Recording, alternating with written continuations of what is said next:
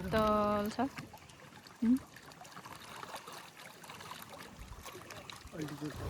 यताबाट चाहिँ dam side पुगिन्छ कि पुगिँदैन थाहा छैन। बाटो कस्तो छ त्यसमा डिपेन्ड गर्छ।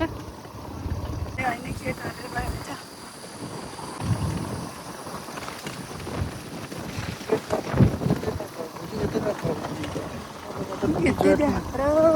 यहाँ तलबाट भने यहीँ हो।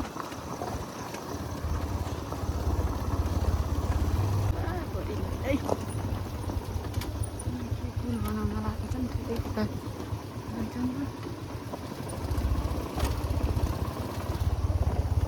अहिले चाहिँ सुकिरहेको छ। कसलाई टेन्डर गऱ्यो कसलाई।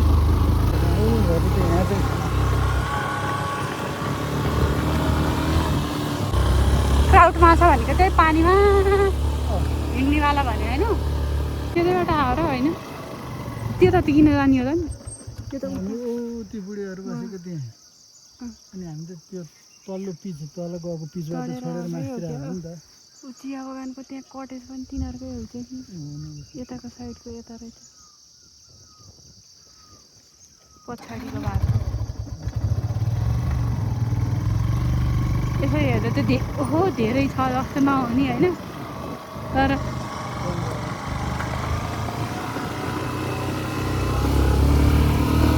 आधा घन्टा भने नि अघि आउँदा नि आधा घन्टा अनि यता सिने आधा घन्टा लालाजीको 15 मिनट हो कि हो आधा घन्टा कि आधा घन्टा। साइड हामी यहाँ बसेको अहिले हामी यहाँ आयौँ। बाटो यस्तो छ अय्यप्पा।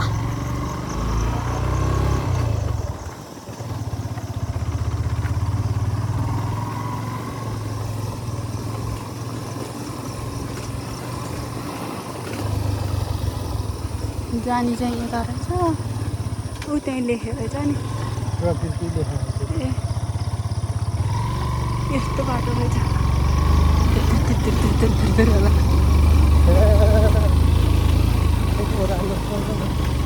अब यो बाटोमा के गर्ने होला नि यस्तो बनाएर। यो यस्तो नि त पहिला अब गाडी नचढेपछि ट्रोलिङ गर्दै हामी पुगिन्छ कि पुगिन्न भन्ने पुरा एकछिनमा थाल्छ। बित्छाको यस्तो अब यतिको हावा नि त बरु सजिलो हुन्छ है। यो त घित्र घुद्रु घुद्रु घुद्रु घुद्रु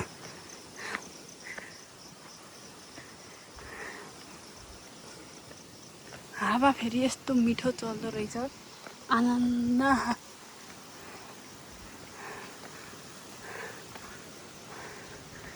टायर त खिन्छ क्या त्यो अघिका पनि आउन खोजेर रहेछ नि कि यहाँ ठाउँ सानो सानो सानो सानो छ कि जग्गा पुरै बाली बाली यस्तै बाटो फेरि यस्तो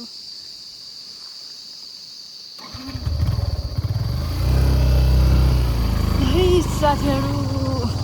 यो बर्खामा पनि गाडी हिँडेलो यसमा चिप्लिन्न झन् पानी कहाँ सब देख्यौँ हामीले अहिले।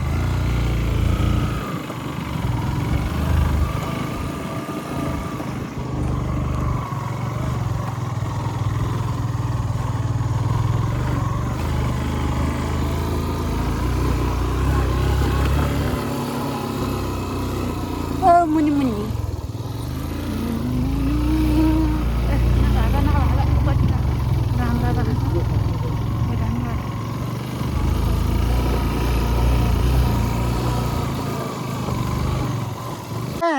यता बाटो छ कता सिधै गयो भने त्यहाँ पुगिन्छ।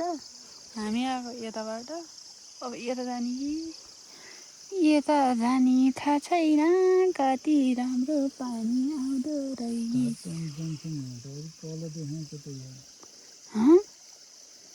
क्या बात गर्थे यसले यो गुगलले अर्कै बाटो देखायो।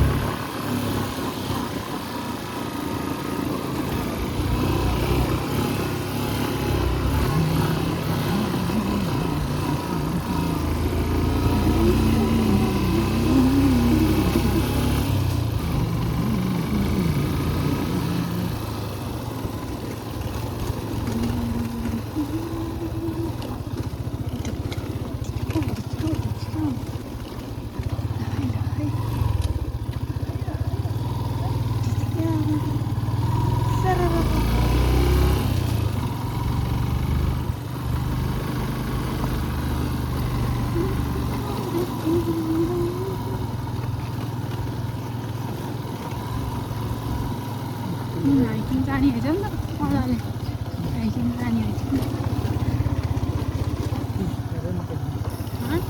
दुईवटा छट्याएको देखिँदैन कति म त झन् खिच्दिनँ कराउँछ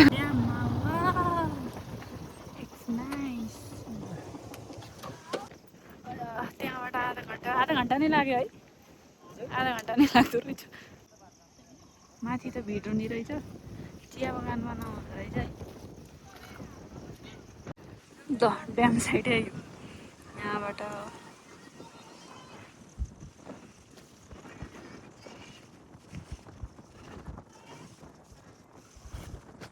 राम्रो छ माछा नि हुन्छ अरे यहाँ यो कहाँबाट आएको पानी होला है यत्रो कलेक्ट गरेर हामुडे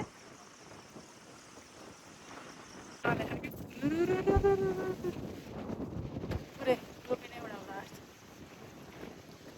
सकियो भने साथीहरू नछे नि छुयो नि जाने हो नि अब त्यहाँ पहाड के फोन बजाएर आफै बन्नु पऱ्यो नि मैले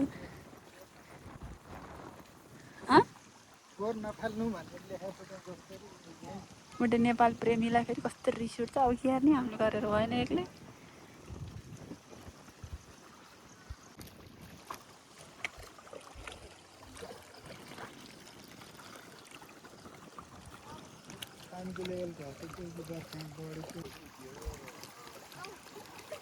ठन्डा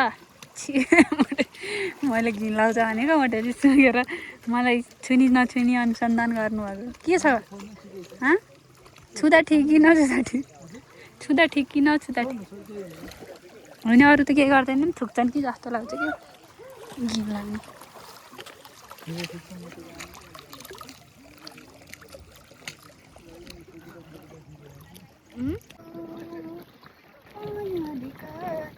यही मान्छेको फरक पर्दछ किन यही मान्छेको किन म जाँदै गर्छु है म जाँदै गरेको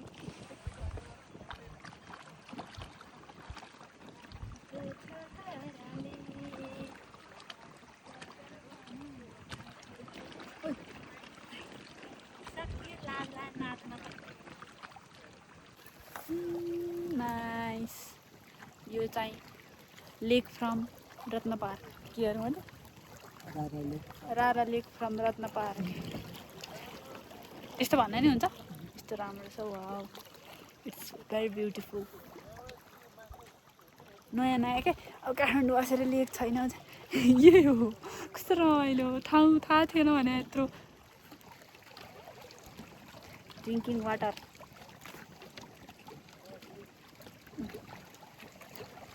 पोज यहाँ गइरहेको छ अर्को यहाँ आसी फोटो नै खिच्ने त एउटा मान्छेको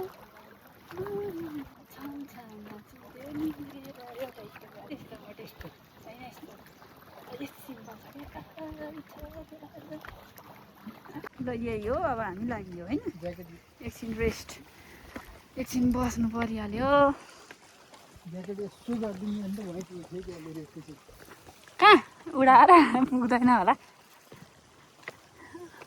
घुम्न आउँदा चाहिँ राम्रो छ है यस्तो राम्रो लाग्यो मलाई त हजुरलाई मन पऱ्यो मोटे मलाई त मन परेन ए कस्तो राम्रो भने एकछिन आनन्दले बसौँ अब यहाँ खानेकुरा खाम अनि जाम चार्ज सकिन ला अब यहाँ इन्ड गर्दै भइहाल्यो नि होइन अब के जय शम्भु यो चल्यो सिरी भेज खाने फेरि ल अब यो हामी एकछिन यहाँ भ्यू हेर्छौँ आनन्दले त्यसपछि हामी फर्किन्छौँ अब आजको भ्लग यति नै हो भ्लगिङ गर्दाखेरि अब आउँदैन कति कुराहरू सिक्दैछु अनि कन्टिन्यू पनि अब हुन्छ अलि पछि हुन्छ त्यही हो मोटे हाँस्यो बस्ने अनि ल अहिलेलाई बाई है सब्सक्राइब गर्नु मन लाग्छ अनि यसो सब्सक्राइब गर्दाखेरि केही फरक पर्दैन ओके बाई बाई भनिदिनु नि त मोटे बाई भन् जय शम्भु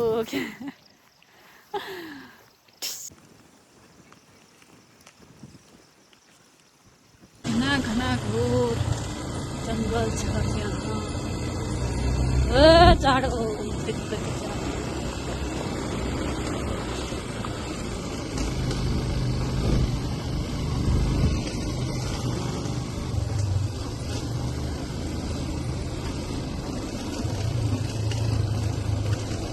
हामी चाहिँ नेक्स्ट अर्को बाटो आएको है पुरै घना जङ्गलबाट आउनुपर्ने रहेछ बाटो चाहिँ छ त्यो नेपालमा बाटो चाहिँ बनाहान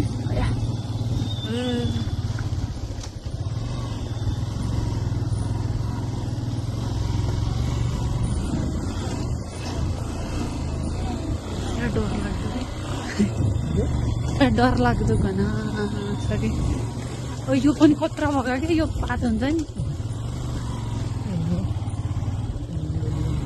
यहाँ भित्र हेरेर नि त साथै खान्छ